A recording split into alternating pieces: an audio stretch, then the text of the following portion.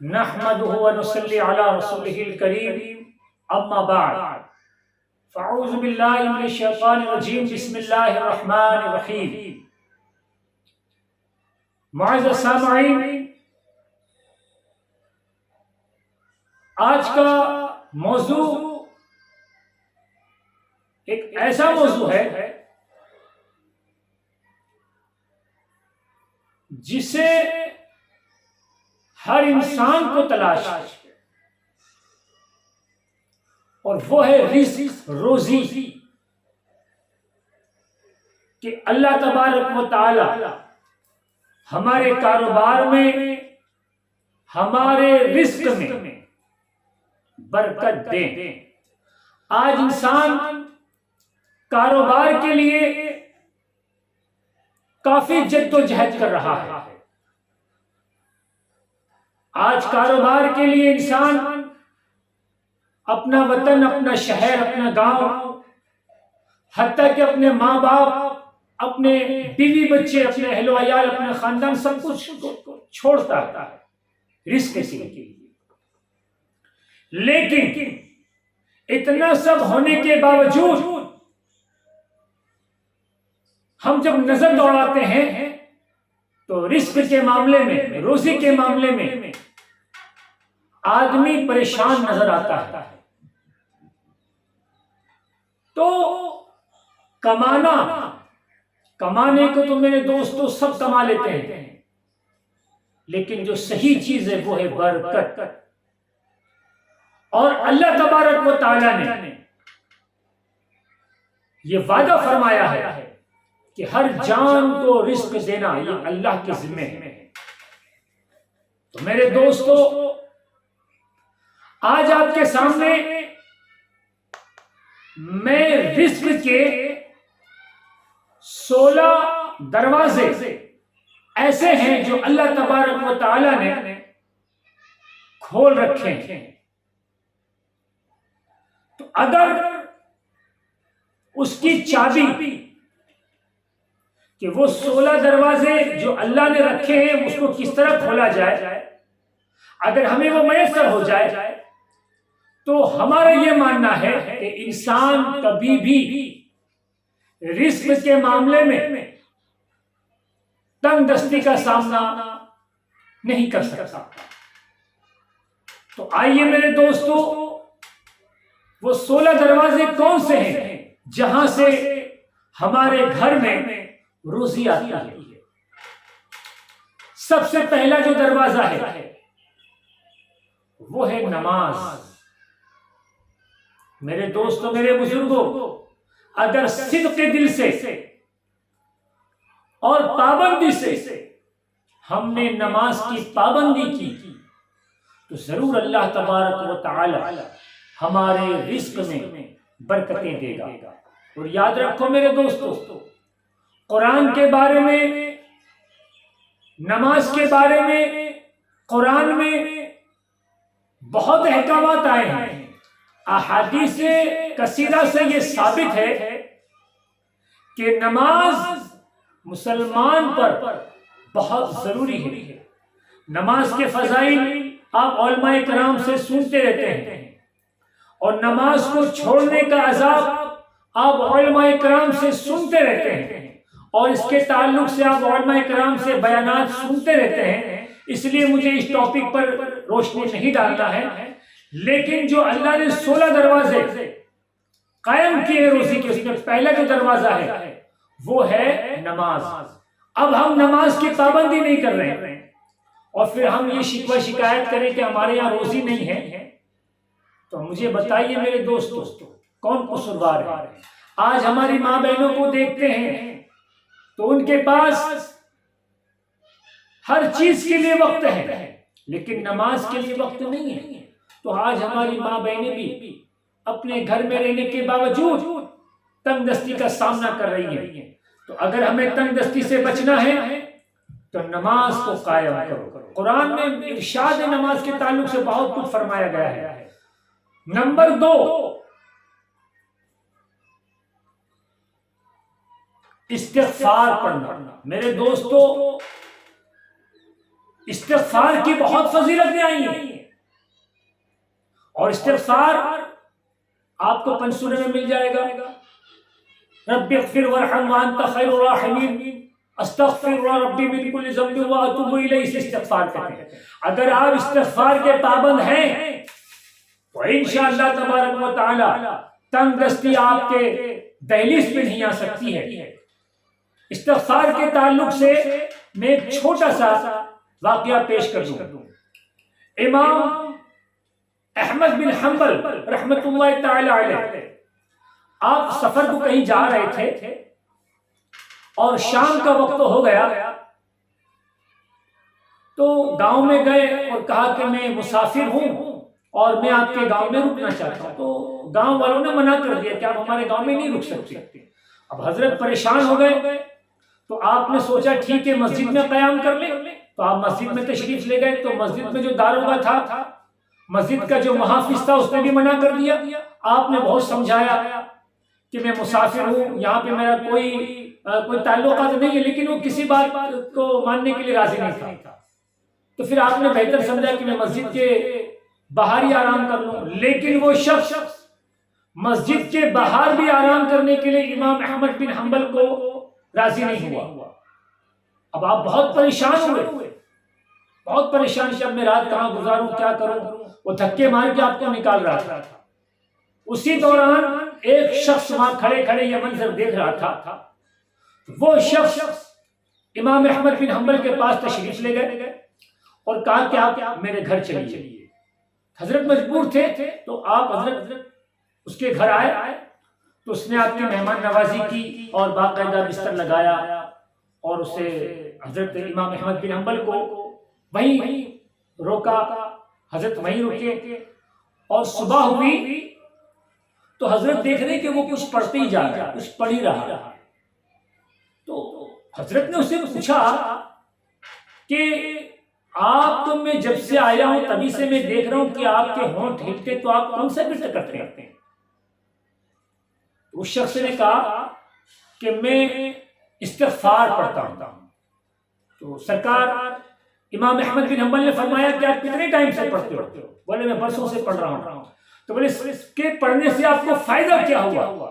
تو کہا کہ جب سے میں اس کا پابند ہوں تو میرا کوئی بھی دین اور دنیا کا ایسا کام نہیں ہے کہ جو اللہ تبارک و تعالیٰ نے پورا نہ کیا ہو۔ بولے اچھا؟ بولے صرف ایک کام ایسا ہے جو ابھی تک پورا نہیں ہوا ہے، لیکن مجھے امید ہے کہ اللہ وہ بھی پورا کر دے گا۔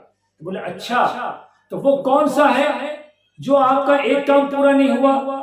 تو وہ شخص نے کہا کہ میری یہ نیت ہے کہ میں زندگی میں ایک مرتبہ امام احمد بن حنبل سے ملاقات کر لوں۔ اللہ اکبر!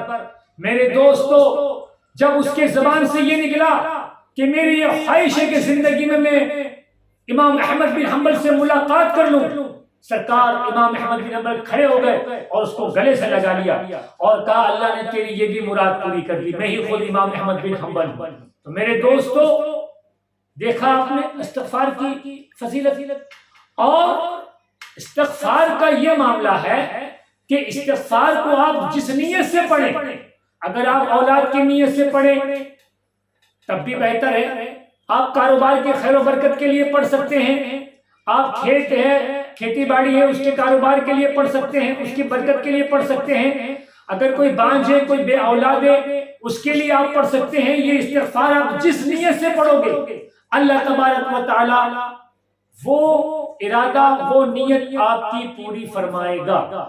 تو اگر آپ کی روٹی روزی نہیں چل رہی ہے، آپ کی رزق کی تنگی ہے، تو آپ استغفار کی کثرت کریں۔ اب آئیے نمبر 3، تیسرا دروازہ کیا ہے؟ تیسرا دروازہ ہے صدقہ کرنا۔ میرے دوستو، اس میں اس لیے گفتگو نہیں کروں گا کہ میرے یوٹیوب چینل پر میں نے فضائل صدقات کے نام سے مکمل ایک ویڈیو بنایا ہوا ہے، آپ وہاں جا کر صدقات کے تعلق سے دیکھیں کہ اللہ تبارک و تعالیٰ نے صدقے میں کتنی طاقت رکھی ہے۔ یہاں پہ میں صرف ایک ہی بات کہوں گا کہ صدقے میں اتنی طاقت ہے کہ موت جو ہے، موت سے کوئی ٹکر نہیں لے سکتا ہے۔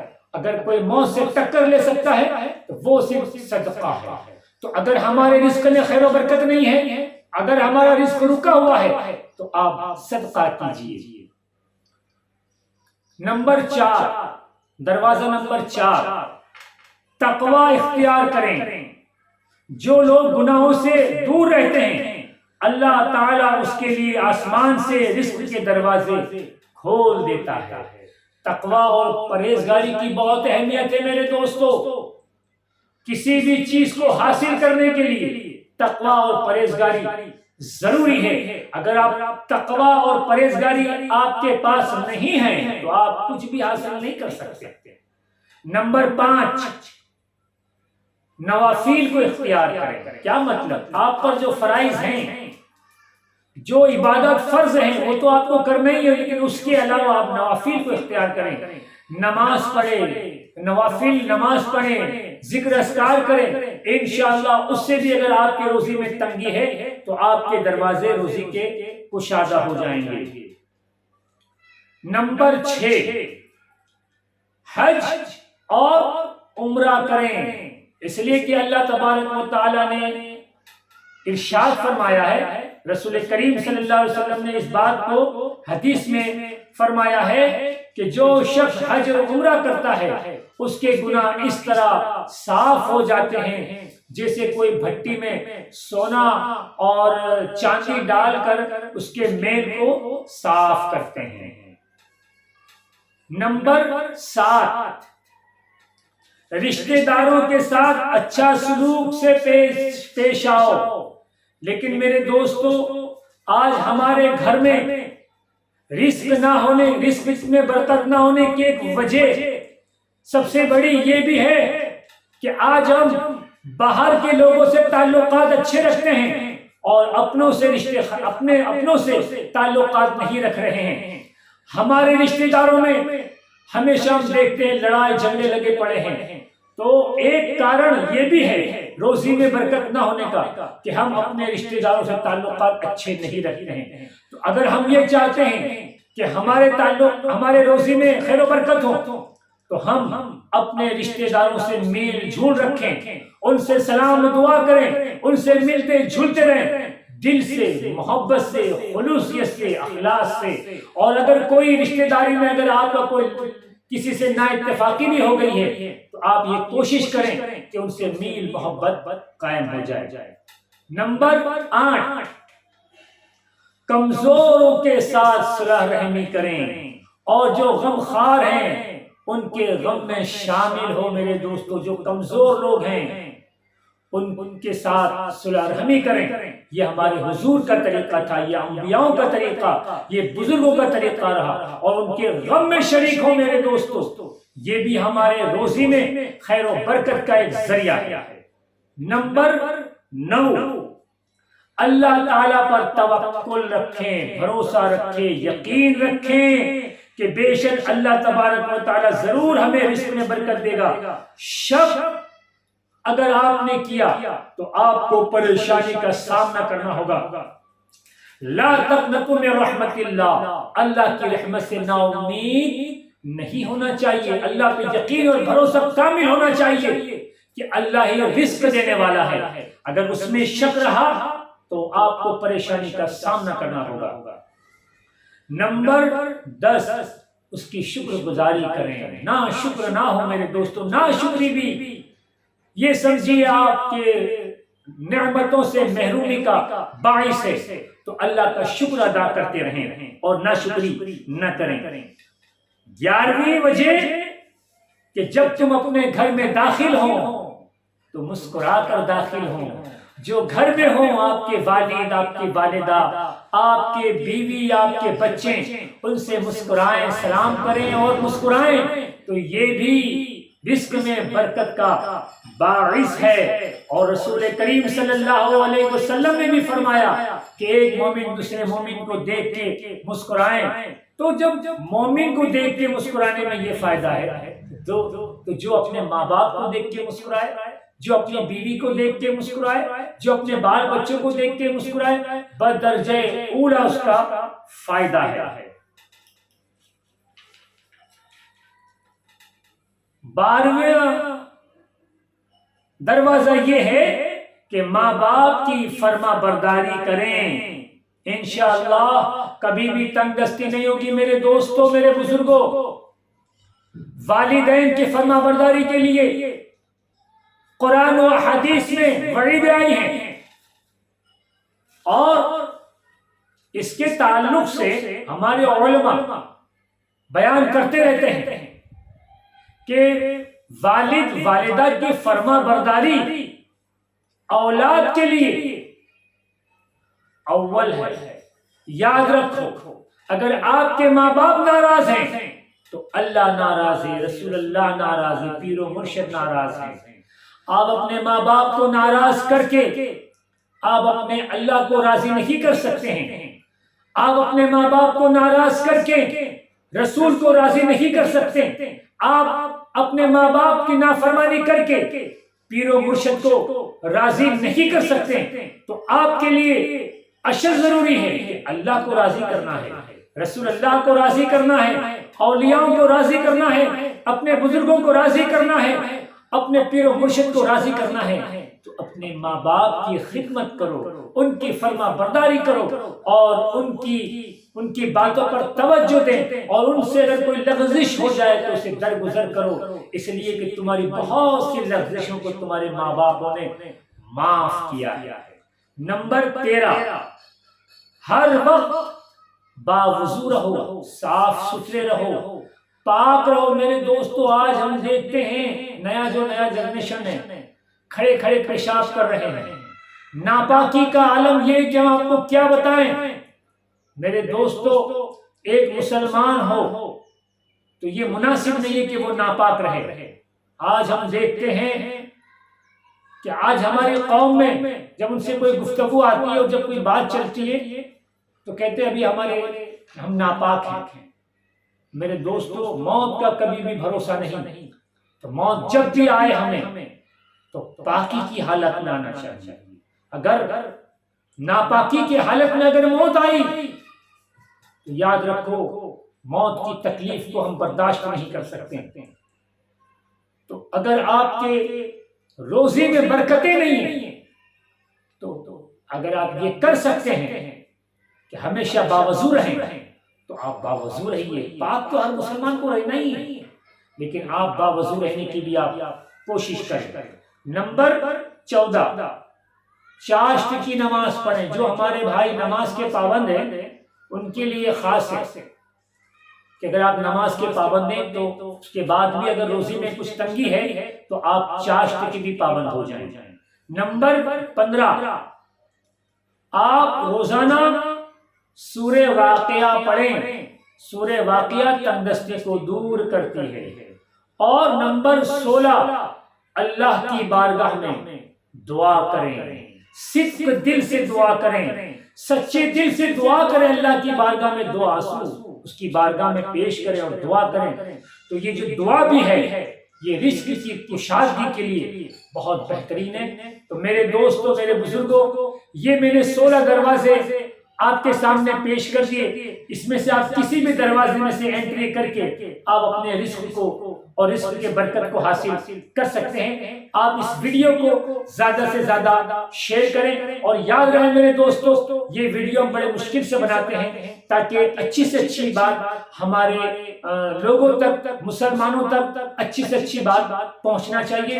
اب آخر میں دعا کے ساتھ اپنی بات کو ختم کروں گا کہ اللہ تبارک و تعالی اس کے پیارے حبیب احمد مجتبی محمد مصطفیٰ صلی اللہ علیہ وسلم کے صدقے طفیل، آپ کے اصحاب، ازواج مطہرات، خلفائے اربعہ، خلفائے راشدین، اہل بیت، شہید کربلا، 12 امام، 14 خانوادے، 4 سلسلے، حضور غوث پاک رضی اللہ تعالی عنہ، سیدنا احمد کبیر رفاعی، حضرت بدیع الدین زندہ شاہ مدار، داتا گنج بخش لاہوری، سلطان ہند غریب نواز خواجہ قطب الدین بختیار کاکی، بابا فرید گنج شکر، نظام الدین اولیاء صوفی حمید الدین ناگوری، صابر پاک مولانا شمس الدین ترک پانی پتی، جلال الدین محمد کبیر الاولیاء، بو علی شاہ قلندر، حاجی ملنگ سرکار، حاجی علی سرکار اور سلطان مخدوم اشرف سمنانی رحمۃ اللہ تعالی علیہ، اشرفی اعلی حضرت شاہ علی حسین اشرفی میاں حضور محدث اعظم ہند اور تمام اولیاء کرام اور تمام بزرگان دین کے صدقے طفیل، اے اللہ ہمیں رزق حلال کی توفیق عطا فرما، اے اللہ ہمارے رزق حلال میں برکتیں عطا فرما، اے اللہ جو روزی میں پریشان حال ہیں، جو پریشان ہیں اور جو روزی تلاش کر رہے ہیں، اے اللہ ان کی روزیوں کے دروازے کشادہ فرما دے، اے اللہ جن کی روزی چل رہی ہے اے اللہ ان کی روزیوں میں برکتیں عطا فرما، ہمارے جو بھی میرے بھائی بہن اور میرے دوست احباب میرا ویڈیو دیکھ رہے ہیں اے اللہ ان کے گھر کی تنگ دستی کو دور فرما دے، ان کے گھر میں خوشحالی فرما دے، ان کے گھر میں کسی بھی قسم کی بیماری ہو اے اللہ ان کے گھر میں کلی طور پر ان کے شفا یابی عطا فرما، اے اللہ میرے دوست احباب اور جو بھی مجھے سن رہے ہیں اے اللہ ان پہ جو بھی آفتیں بلائیات ہو اے اللہ تیرے پیارے حبیب کے صدقے طفیل میں ان کو ہر قسم کی بری بلائیات سے ان کی حفاظت فرما، تجھے فضل کرتے نہیں لگی بات نہ مایوس ہو تجھ سے امیدوار، صلی اللہ علیہ نبی الامی و آلہ صلی اللہ علیہ وسلم، صلاۃ و سلام علیکہ یا حبیبی یا رسول اللہ صلی اللہ علیہ وسلم۔